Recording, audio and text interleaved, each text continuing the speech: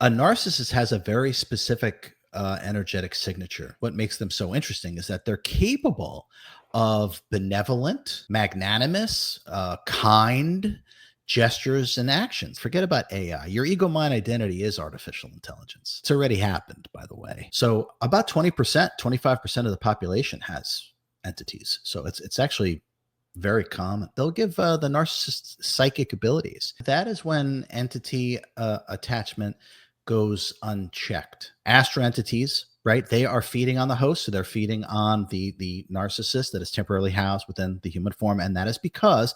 How's it going, everybody? Welcome to another interview on the RJ Spina channel. I'm here with RJ. How's it going, man? It's going great. How you doing, Justin? Doing well. Really excited about this one. It seems like you struck a chord with some of the narcissist talk, and so we're going to further that in today's video. Yeah, I'm looking forward to it. There is a lot of talk. There are a lot of narcissists. There is also a lot of. It's kind of like a word. I remember. I don't remember how old I was, but there was a time where the word genius was just thrown around like crazy. I kind of feel that narcissist is a word that's thrown around like crazy when it's not necessarily a true narcissist, which as we now know is a very specific genre of being. So I think a lot of people are being thrown the qualities, attributes, or traits of a narcissist when they actually just have some of those traits, but they're not necessarily a narcissist. But I'm happy to shed further light on it. And as you know, my new book is actually available for pre-order when this comes out. And there's a nice, healthy section, which we're going to get into, about narcissists. In today's video, we're actually going to be pulling in a section of the book. Some of the questions are, brought to you by some of the book's contents, and it's incredible. So highly recommend. It'll be linked in the comment section below. You guys can now pre-order The Law of Attention. So super excited about that. Also, RJ, I didn't know that there was any ties between narcissists and entity attachments, but you have a specific class on entity attachments as well as meditation. Do you want to talk about that a little bit? Yeah. So as we'll probably get into today, where there's true narcissism, there are entities with the possibility of full-on possession, which we're about to get into. But yeah, I did a course on entity attachments and demons, and along with that course, I put together a very, very powerful and effective psychic shield that everyone can utilize. And the people that have used that psychic shield said they have not had any of the issues that they were having before prior to utilizing the psychic shield. So I cannot recommend it enough, not just for kind of like the company that you keep that may very well have entity attachments or attracting entities, but also for yourself. It's very powerful and very effective. And as you said, Justin, yeah, we can pin that in the comments below. I know I always speak very highly of RJ's work, but that meditation is probably one of my favorite meditations that you've ever done, RJ. So between that and learning that you can meditate with your eyes open, I think those were two. When you figure out you can meditate with your eyes open, I think that was like a very fundamental shift of everything. That was, yeah. I mean, that's how. This is just how I view it, right? From my perspective. Higher intuitive functionality, which the law of attention breaks down higher intuitive functionality in ways not broken down before, how to do it. For me, how I've always felt is that I didn't want to turn off or quote unquote negate my physical sensory perception in order to turn on higher intuitive functionality or extra sensory perception, right? So for me, I always wanted to overlay. So to have physical sensory perception still operating, not close the eyes and try to remove myself from the world and from life, if that makes sense. I wanted the genetic entity to take in the information that it's supposed to take in terms of being able to perceive, and then overlay that with deeper sensory perception or higher intuitive functionality. So the very beginning for me, meditation was always done with eyes open. And I find it far, far more powerful to be able to overlay than shut these down, the eyes, and then try to see, but to be able to see in terms of the realm that we're a part of and attuned to, and then to overlay that with deeper intuitive functionality. So learning how to meditate with the eyes open, which that is that meditation that we talked about that we did at the workshop, it's profound and life changing. And I have a feeling that's what's happened for you with that meditation. Absolutely, because then you can kind of start bringing that into your day-to-day life, and like you said, you don't have to be in a position and all these different things, have all these boxes checked, crystals, incense, like you always talk about, in order to get into meditation. So anyway, highly recommend you guys check out the class as well as that meditation. Like I said, one of the best ones that I've ever done. So it'll be linked in the comment section and the description as well. With that being said, RJ, let's go ahead and jump right into this one. Typically, I try to save the hard-hitting questions for last. I thought I'd lead this one off with some hard-hitting questions. If that's okay. Is that all right? All right. Must be submitted in writing. Right. Exactly. Yeah. First question, RJ. What do you have to say to the people that say we need to tone it down with the slap chop? Oh, I think we're just getting started with the slap chop, by the way. Humor, I think it could be. Besides strengthening the will, developing willpower, humor is one of the most important qualities or attributes to develop, have, never lose sight of in the incarnation. And I also do really feel this way, that upon authentic liberation, I think it's really difficult, at least is for me, really difficult to be serious all the time. I don't take myself serious. I take my work seriously, but not myself. And slap chop is just, it makes me laugh. I know it makes you laugh. So, and I know it makes other people laugh. So I see it continuing. If anything, it'll only get worse from here. So every question that I've actually prepared for you, RJ, has something to do with slap chop. So I hope you guys are excited for this. Good. I'm just kidding, of course. Okay. So RJ, we did a live premiere, I think a Thursday past, of our previous interview, which is up on the channel. If you guys haven't checked it out already, be sure to. But in that interview, I had a question pop up in my head, and that was, would a narcissist have enough self-awareness to know that they were one? Would they be able to identify that within themselves? That's a great question.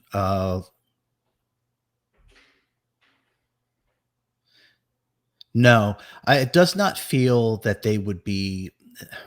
Well, it's interesting because I do know two full-on, straight-up narcissists, and I would say that their level of self-awareness.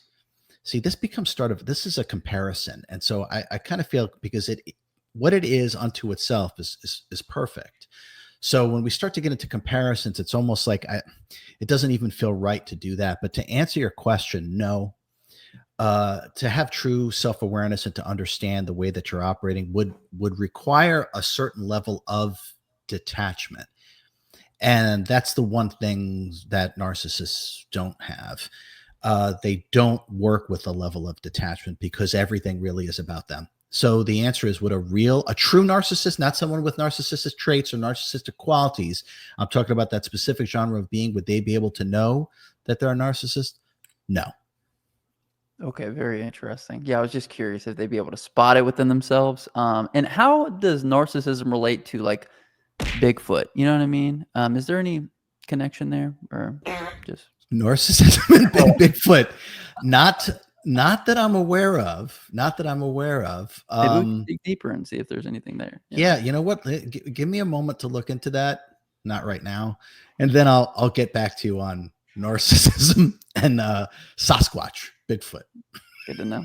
Okay, sweet. So RJ, let's jump into the next one. Are there any jobs or roles within society that kind of narcissists are drawn to? Well, yeah. Politics, actors and actresses, Hollywood, being in charge, being a CEO of a large company. There are certain avenues of operation that really, I think, satisfies or feeds into that specific genre of being. Yeah, so I would say top of the list is those three really: politicians, actors and actresses, and big CEOs of businesses. The desire for attention and low frequency body consciousness gratification, it's almost difficult for a non-narcissist to be able to feel how a narcissist actually feels in relation to the depth of body consciousness and the requirement for attention and energy and possession and acquiring it's so strong and so complete that it's difficult to actually connect with it. But a narcissist, just to go further with that, a narcissist, just like a clone or things that are related to clones, a narcissist has a very specific energetic signature to them. So when we're highly, highly sensitive, obviously we're going to be looking at their actions, their behaviors, how they're operating, right? Things like that. But that's not what I'm talking about. When we log into a true narcissist, they have a very different wave. They feel different in every way. And this requires, to truly spot a narcissist, it requires higher intuitive functionality to actually see what they are at their core. And I think a lot of us just get confused by calling everyone, or lots of people, a narcissist that simply have narcissistic traits. But they are a very unique being with a completely unique energetic signature. Very interesting. I'd like to go deeper into that clone thing that you're talking about, but is there going to be another false awakening class that we might be able to delve into some of that? Oh yeah. Oh yeah. I've already got material for the second false awakening. I don't know when when we'll do it, but yes, there'll be a second one coming up, and maybe clones are in there. Ooh, I'm excited. I hope so. Okay, RJ, next question for you. What is the relationship then between narcissists and entities? And is there a relationship between the two? Well, if you have it with you, Justin, do you want to read that section? Yes, of course. The show warrant information. I believe it's in here. Hold on. Under mini ShamWow. Did you know there was a mini version, RJ? I didn't know. But if you want to read as a jump off point, that question that you asked in regards to this, the section of the book that I sent you, and if you actually want to read that section, and then we can go a little deeper in terms of, because that question, I think this shines a lot of light on that question. If you look at that section, you can actually read that section if you like. Is this a trick question, RJ? It's not a trick question. No, go for it. Where there's true narcissism, there are entities. There is never one without the other. This parasitic yet symbiotic relationship is part of how and why a narcissist behaves and operates in the way that they do. The more grotesque, dark, destructive, and cruel the narcissist behavior is, the more likely the entity or entities has control over them. Yeah. Wow. Who wrote that? No. Okay. That sounded incredible. So big words in there, RJ. A lot of words of the day in there, I noticed. I spent a lot of time with a thesaurus Except while I for was he writing is. that. Yeah. Just trying to figure out cool words to use. So yeah, where there are, again, true narcissists, there is always entities. Now, a true narcissist, as we've talked about, is a very specific genre of being. And in terms of sentience, it's just above the sentience that incarnates in animal form, and just below the sentience that incarnates in human or alien form. And again, it's not that they're lacking anything, because they're perfect as they are. As I said, we wouldn't look at a flower or a tree or a horse and talk about what they're lacking, right? We do not do that. And so it's the same with a narcissist. I realize the havoc that they cause. I totally understand that, but they're not lacking anything. They aren't. So now the issue with the entities is because narcissists operate in a very low frequency way. They are capable of, which is what makes them so interesting, at least to me, what makes them so interesting is that they're capable of benevolent, magnanimous, kind gestures and actions. They're absolutely capable, but that's always just to serve their sense of self. They really don't give a shit about you or anything else. Now, they may act like it to get something out of the situation. It's because it's all about them no matter what. So that's the most important thing to understand. Entity attachments in terms of narcissists is wherever there's a real narcissist, there is entities, sometimes multiple entities. It's because they're operating in such a low frequency way. So entities feed off of energy. So you can think of a regular parasite that, when we get parasites, that's what is, by the way. So when we get parasites, right, they are feeding on the host, to keep it simple. They are feeding on the host. Okay. So same thing, astro entities right? They are feeding on the host, so they're feeding on the narcissist that is temporarily housed within the human form, and that is because they are emanating in such a low frequency way that they are literally providing sustenance for the entity. And the entity will often, and this is part of the parasitic yet symbiotic nature of the relationship. And I've done countless, I don't too many to count at this point, and what would be called entity removals, or if I was a priest, it would be a exorcism, right? So about 20%, 25% of the population has entities. So it's actually very common, right? So as the narcissist is operating in a very low frequency body consciousness type of behavior, those emanations are the fuel or the food source for an entity attachment. So entities cannot sustain or feed upon high frequency, right? It has to be low frequency. It has to be what's between them and us, as a way to think of it, right?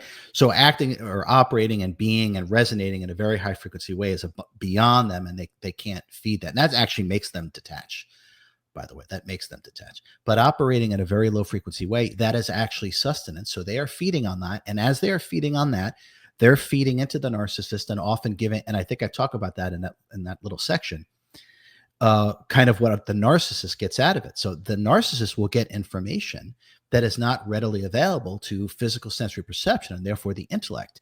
So, and you can maybe read that next little section next. I mean, they'll give the narcissist psychic abilities, intuitive abilities to forecast things that are coming, and the narcissist may very well have may be privy to information that you're not, because you're not necessarily tuned into the astral realm. So we have that's that symbiotic nature. They're feeding on what the narcissist is emanating, and the entity is feeding information. So the narcissist gets a bigger, fuller sense of itself, which is really all it's about, a bigger, fuller sense of itself. And it's realizing that it's getting information that other people don't have. So again, that sense of superiority, the grandiosity. And so it's absolutely parasitic, but yet symbiotic at the exact same time. So what you're saying, RJ, is one cannot exist without the other, though? Like, I'm saying where there is true narcissism based upon how a real, an authentic, not someone with narcissistic trait. Someone with narcissistic traits can absolutely have entity attachments, but a true narcissist operates in an extremely low frequency way, and everything they're doing is emanating low frequency. They absolutely have attachments. Where there is true narcissism, there is always entity attachments, and if that goes unchecked, this can then turn into possession, which is part of the little section of the book that I sent you. Absolutely. Okay, my next question for you, RJ, was, could you share a few signs of the entity attachment? Did you want me to read that part as well, or did you want to? Yeah, go ahead, because we can dive into maybe some of it, but I went into detail about signs, and I think this is helpful for people to actually hear. It's a little preview of the law of attention. This feels like when the teacher calls you up to the front of the class, you know what I mean?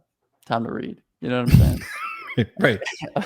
Claims of psychic abilities, extreme paranoia, psychic break, wild swings in mental and emotional states, hearing unseen voices, terrifying dreams, dark predictions, overindulgence in drugs and alcohol, sexual deviance, unchecked rage, suicidal ideation, excessive risk taking, wild self-destructive behavior, explosive jealousy, and unbridled vengeance are a few of the telltale signs of entity attachment. That was a lot, RJ. There it is. Yeah. So most of us probably know someone that exhibits one, if not many, of those qualities.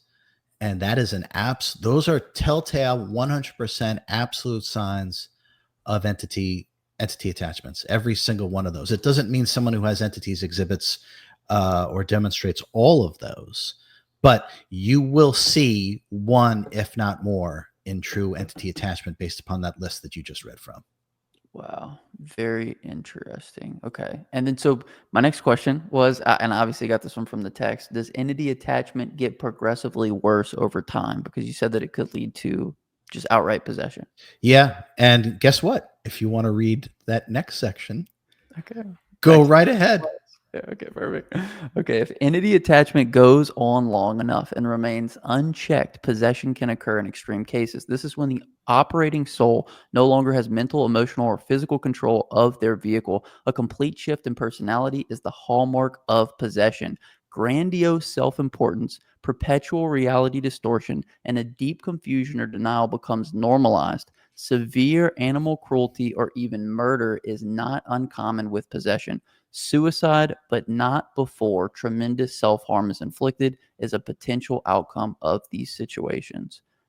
So that's pretty heavy stuff in there, RJ. Yeah. So that is when entity attachment goes unchecked, and I don't mean for like a week. That can occur. Doesn't mean it's going to occur, but that absolutely can occur. And again, this is all from direct personal experience that I've had in doing healing work with people, from entity attachments to schizophrenia, which is a hanger-on soul, bipolarism, which is multiple souls, to full-on possession. Where I mean, I've gotten calls from parents, roommates, brothers and sisters of the person that is having the issue, of from everything from what I just said, from bipolarism, schizophrenia, to entity attachment, to full-on possession.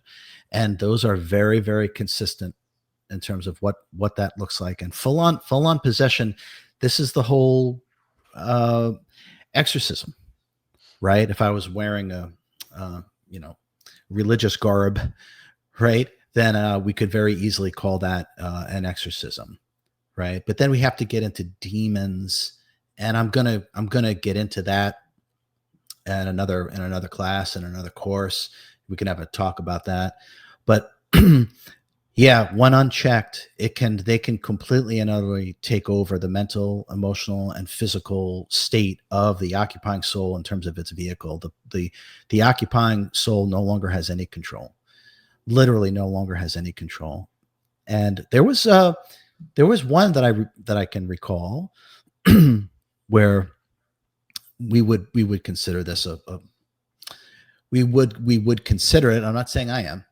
We would consider this a demonic possession of this young lady, and there were three of them, what some may call demons, and they did not want to give up their food source. They absolutely did not want to give up on their food source, and I did that entity removal. I did it with someone in the room with me so they could document what was actually happening. So it becomes, it's kind of two things. It is a bit of a test of the will and a test of the purity of the practitioner. So it's kind of two things. It's not enough, from my perspective. It's not enough to be operating, I'll put it this way, operating in a saintly way. That's not enough. That is not going to make big entities, or if you want to call them demons, give up their food source. That's not enough.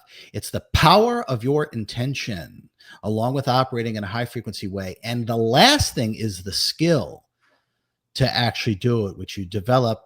I mean, when you can see clearly it's almost like the skill almost goes hand in hand with that. But this could be a whole nother interview, a whole other thing. But yeah, when unchecked, it gets as dark as it's ever going to get. And for family members and friends, it is quite terrifying. Yeah, and you went really deep in the class as well. So if you guys haven't checked it out, it'll be linked in the comment section and the description as well. Now, RJ, you said a complete shift in personality is hallmark of possession. Is that like when you go from having a peanut allergy to no peanut allergy? Whoa, no, not that severe. Okay, thank that. No, I quite like peanuts.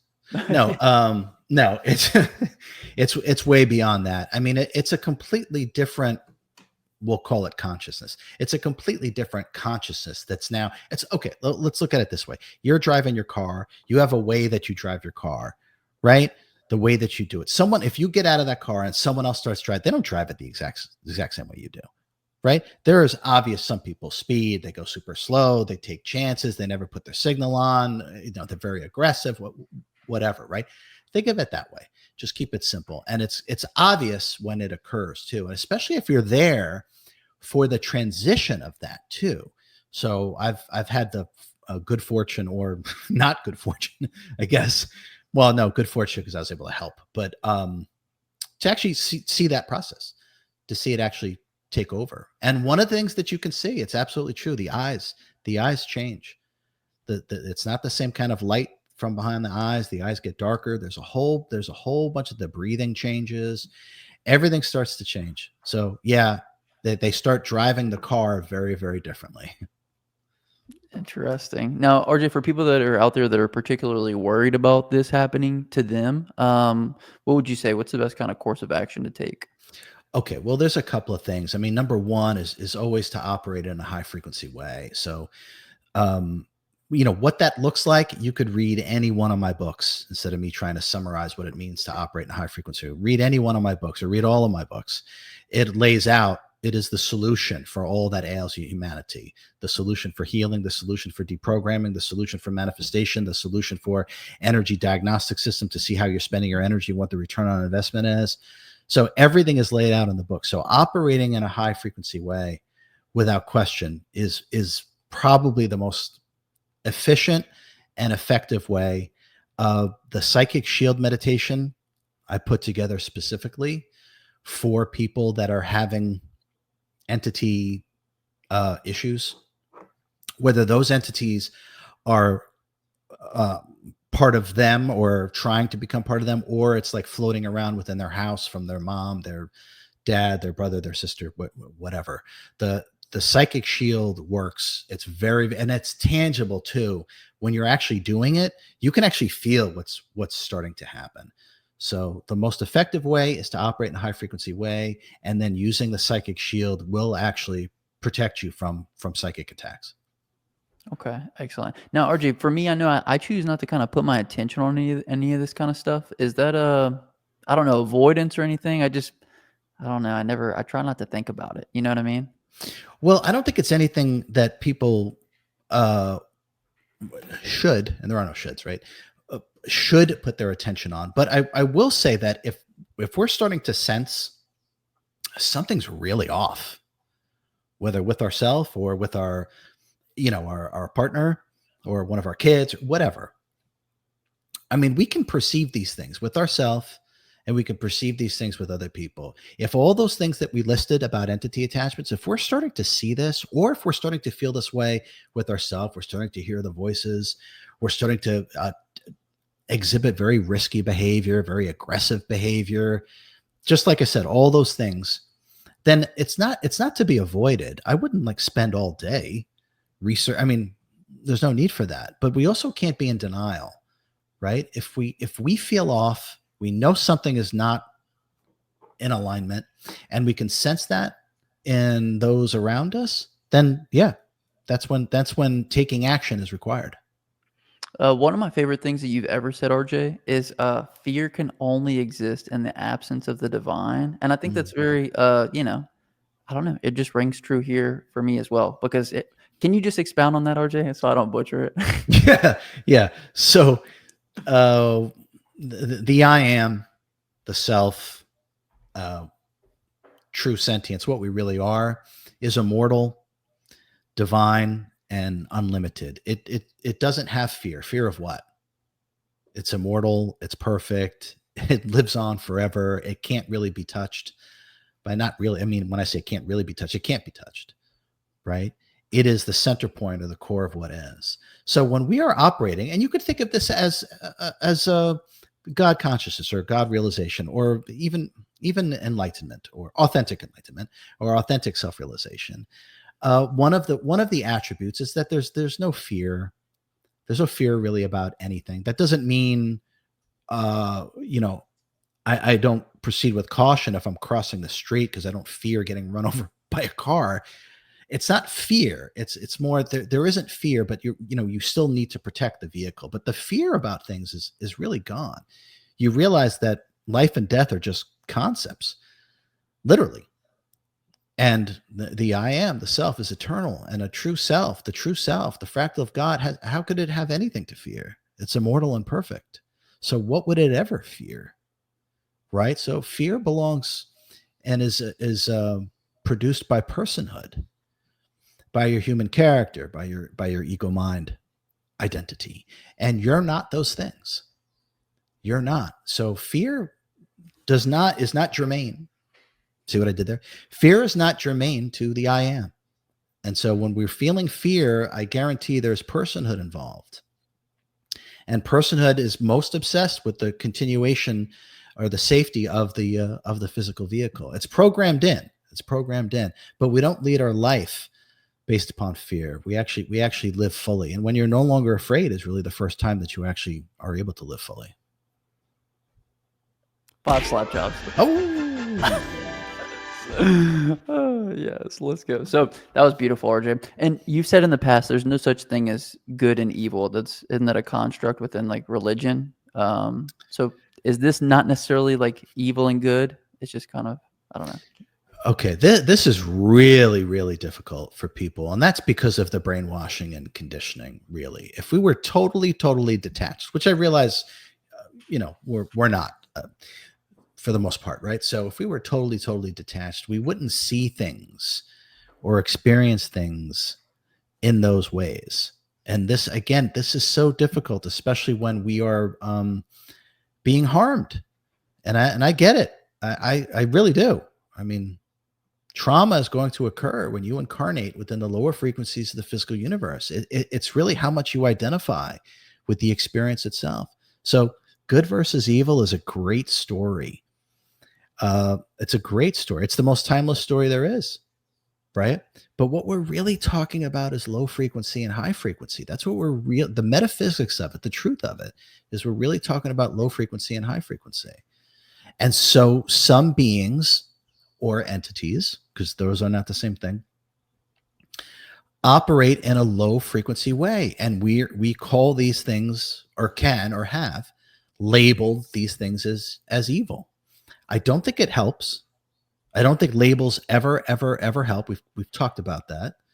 So good versus evil, it's not how I experience these things. And there's really nothing, and I mean it when I say this, there's absolutely nothing that I haven't encountered, whether as RJ or other incarnations. And I mean nothing. There's nothing I haven't encountered. And I don't see it as good versus evil. I see it as an alternate way of being or operating. And the easiest way to understand it is low frequency or high frequency. And that's what it's really about. And the example that I sometimes give is that if something is operating in a predatory nature, a parasite, if something is predatory, it's not, from my perspective, it's not evil, it's hungry. And so I don't think necessarily we would call a shark evil or a lion or any predator. That's just their nature. That is how they operate, right? It is an alternate way of being. It is a way, right? And I think if we remove the labels, I think number one, we're starting to see things more clearly. And number two, I feel that we'll be empowering ourselves in ways that you can't get through labeling. Because labeling is the constriction of consciousness, the collapsing of consciousness and the constriction of energy. It's very disempowering. It's very disempowering. And again, this is not to say that there aren't beings or entities or both that operate in a very low frequency way, because there absolutely are. But be careful with the whole good and evil story. I don't think it'll ever serve you in the way that you think it does, because that's just a thought, by labeling things good and evil. What about Evel Knievel, RJ? Oh my God. So Evel Knievel, I was obsessed with Evel Knievel growing up, because I was born in 1971. So I can remember watching him jump across the Snake River Canyon. I even had an Evel Knievel. You would hand crank it, you put it on the ground. It was him, like as a doll or like a figure, like almost like a Star Wars figure. And he was on his motorcycle, and you'd crank it up and stop, and he would take off. And I had him do jumps. And one of my all-time favorite gifts, now that you brought it up, one of my all-time favorite gifts when I was a kid, I think I was 4, My Uncle Paul got me an Evel Knievel big wheel. It was yellow. It came with a little cape that you could wear. So it's funny you bring up Evel Knievel. I loved Evel Knievel, a true legendary daredevil, if there ever was one. And if you haven't read Access Super Consciousness, the first chapter, the best chapter ever written, had mentioned Uncle Paul, right? Yeah, exactly. Yep. So if you guys haven't checked that out, be sure to check it out. Now, RJ, if you were to take everything we talked about in this interview and compress it down into one pizza analogy, what would you say? I would say I'm at a loss for words. That's what I would say. I'm not sure we could condense this down, but I do want to come back to narcissists and just the understanding that there are a lot of narcissists on this planet, but I also feel that we're labeling a lot of behavior and qualities and things as that they're a narcissist, and most likely they're not. And I'm going to get into the specifics about the so-called human population or the actual population on this planet. But narcissists are very, very, very specific genre of being that are absolutely essential. It's all one thing. Therefore, everything is essential. Everything is required. Everything is needed because it's one thing. They play a very specific role. They force growth. They absolutely force growth. And I think one of the things that people absolutely hate to hear, and like I say, I'll just offer the truth, and what you do with it is completely up to you. That's not on me. Is that the immense, almost incalculable karma. Now, karma, again, is the addiction to anything low frequency. Okay, so we think of karma if like you push somebody and then you get pushed. Karma. No, that is not what karma is at all. It's cause and effect. That's cause and effect. So karma is addiction to anything low frequency. And that's what keeps people stuck in this cycle, because their energy is addicted and attached to something here. So therefore, there's no way to remove themselves out of the cycle of continually reincarnating if your energy is attached, because it's so addicted to something here, right? So narcissists are setting a world record for karma. But the real kicker is that it's everyone else that is going to be responsible for it to work it off, because narcissists are not going to keep reincarnating. So this is part of the larger picture, which is completely and utterly, again, misunderstood, especially by the spiritual community, is that the rest of the collective consciousness that continues within the evolutionary cycle through incarnation is going to be responsible for the karmic debt incurred through narcissists, because narcissists are actually soaking up through their deep, deep identification with body consciousness and operating in a low frequency way, that they're allowing everyone else to kind of use that as the catalyst for their self-evolution, for their growth, for them to break free, right? As they kind of consume the low frequency, the idea. Just think of politicians, CEOs, and movie stars, right? So we are those that are in the evolutionary cycle through incarnation, and narcissists are not. So they are not. So they're not. They won't be responsible for the karma that they incur. Everyone else is. It's kind of a fascinating trade-off. It's an absolutely I could talk endlessly about this stuff. I kind of do. I kind of just keep going on and on. But yeah, we're responsible to work off the karma, and that is what I said. Just 1 second. I'm getting a call. 5 slap chops, dude. That was incredible. Holy Thank you. Was that Vince calling? Vince, yeah. He said he concurs. 5 slap chops. Oh, fantastic. Wow. Thanks, so, Vince. RJ, you said that they only incarnate one time? Yeah. Where do they go after this? Well, okay, so we are all part of our everyone is part of their higher self, right? The octopus and the tentacle, right? Okay. So that's really what we are. We are our higher self, just less in volume, right? Think of a glass of water. You take out one tiny drop, it's still H2O. There's no difference between that drop and the full glass of water, except in volume. So where do narcissists go? They return back to what they are in terms of locale. They return back to their higher self. They're not evolving through incarnation. They're not in the evolutionary cycle through being projected, or what we would call incarnation. So they just return to where they came from, and they return a little different, obviously, from the experience itself. But they're providing the pathway for us to move past the low frequencies by being an example and something to, I'll say, work against or work off of. So they just go back to the higher, as we do. They just go back to the higher self with no plans to incarnate again. That's not their role. That's not why they were. It's not why they were created. And so they're actually doing exactly what it is that they're intended to do by being here. Now, if this all was a deck of cards, RJ, what card would the narcissist be? They'd be the wild card. I actually think they would be the wild card because they're game changers. They're game changers. I'll make a very odd analogy or correlation. Ascended masters, real ones, are they're free agents. They're the wild card. They change everything. They absolutely change everything. They are the true teachers of humanity. And not in the same way, but narcissists at our current moment, our current now, they are game changers.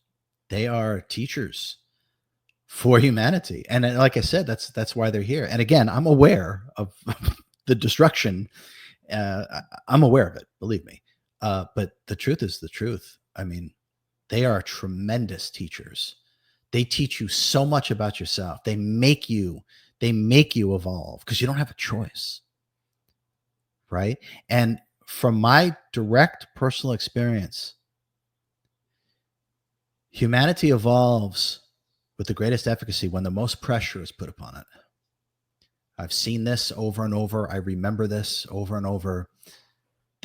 Humanity gets the best out of itself when it's cornered, when it has to summon more of itself.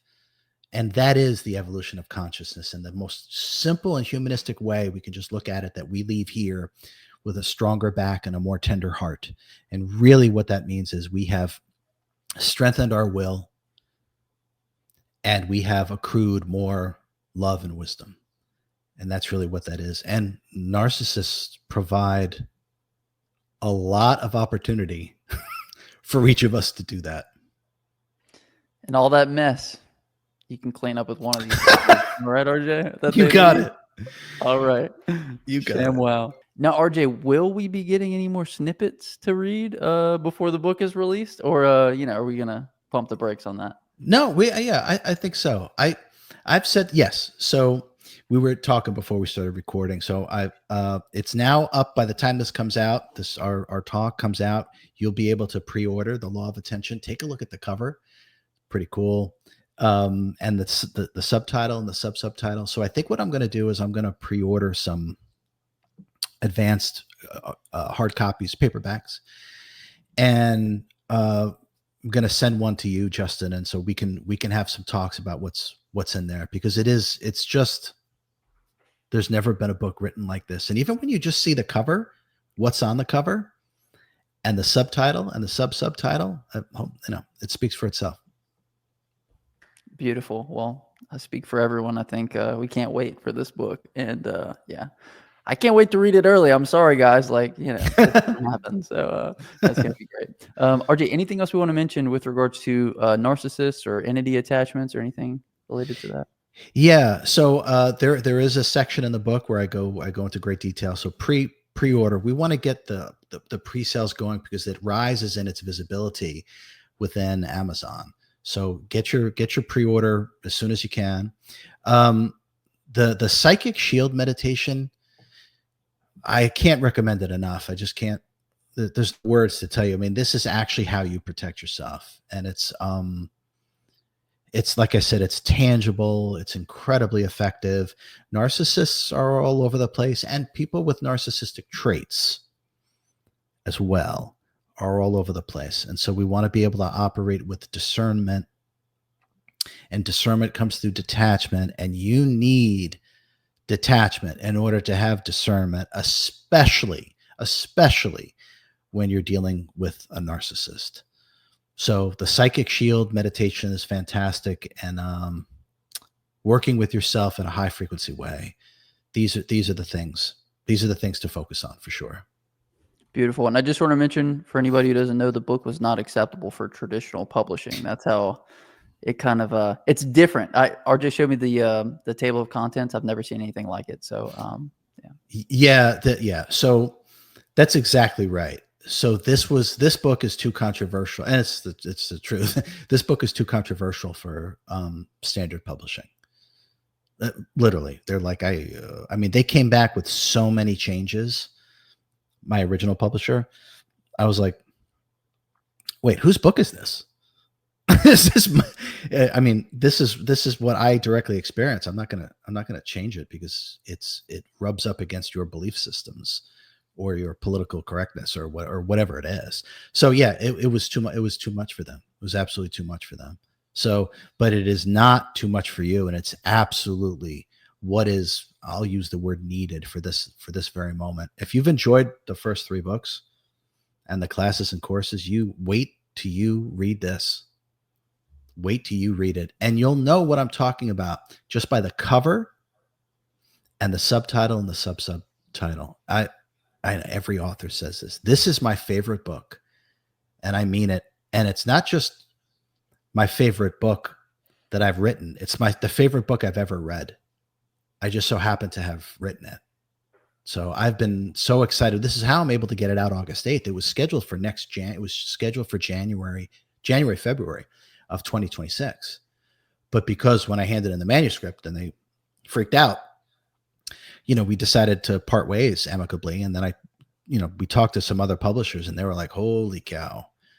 I'm not sure about this. I'm like, you know what? No, we're going to release it. It's going to come out the way that I intended it to be.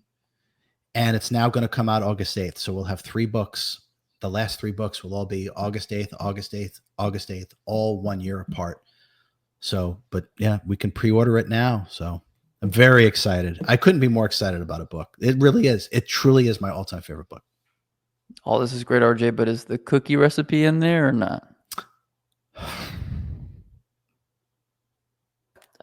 Sorry, Justin. Pre-ordering. we could do a cookbook. There we go. Maybe we could do a cookbook. That'd be interesting. That's something to look forward to. Yeah. RJ, we can't end this without a word of the day. So what do you got for us? Oh, well, you know what, Justin, take a look at what you read from. Okay. And is there a word that stood out? Oh, there were some big ones. I think we should do the one that I tripped up on. Symbiotic? Ooh, or grotesque. I think symbiotic was the one. Yeah. Is that what we're going with? Yeah, let's go with symbiotic. Now, listen. This doesn't mean that we're retiring Lord Fetus, because we're not. We're not retiring Lord Fetus, but I do understand that variety is the spice of life. So I think we can certainly insert, for the time being, the word of the day being symbiotic. Didn't you say something about circuitous or something, RJ? Circuitous. Circuitous. Maybe that's, if you can combine those two in a sentence, bonus points. Wow. So symbiotic and circuitous. Yep. And Lord Fetus. And if you can make it rhyme, we'll send you a slap job. So yeah. But I want to see all 3. So I would like to see circuitous, symbiotic, and Lord Fetus. That is master level right there. You put all 3 of those in a sentence. Wait, no cheating. I know people use ChatGPT. Yeah, no, that doesn't count. You have to come up with it with yourself. By the way, why would you rely on a computer? Forget about AI. Your ego mind identity is artificial intelligence.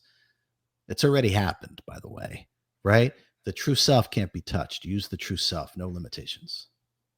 Boom. RJ, thank you so much. We really appreciate it. You guys check out the links below, and we'll see you in the next one. Yeah. Nice seeing you, Justin. We'll talk very soon. Thanks, RJ.